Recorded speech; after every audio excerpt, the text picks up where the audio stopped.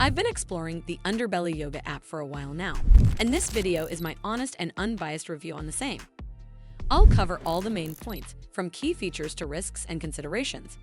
So by the end of this video, you'll have a better understanding of this mobile app.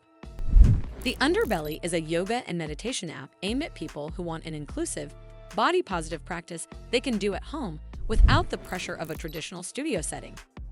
It is especially oriented toward beginners, larger bodies, and anyone who has felt excluded from mainstream fitness spaces. Core features include a large library of over 200 classes, options for different levels, and short sessions you can fit into a busy day, whether you are on a mat, in a chair, or even in bed. Monthly live-stream classes and ad-free videos help it feel more like a supportive, ongoing practice rather than a random video collection. Reviewers consistently highlight the focus on self-acceptance, gentle guidance, and the variety of class lengths and themes as major strengths.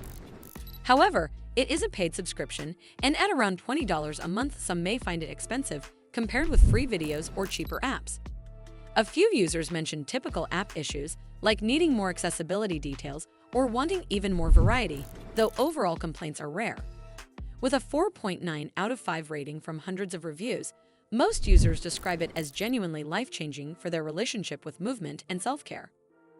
Overall, if you value inclusive language, non-judgmental teaching, and structured guidance to build a gentle yoga routine, the Underbelly is a solid choice. If you are very price-sensitive or prefer highly technical, fitness-focused yoga, you may want to weigh the subscription cost and style before committing. Well, that's all for this video. I hope you found this video helpful.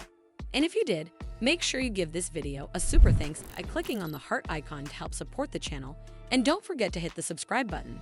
We'll see you in the next one.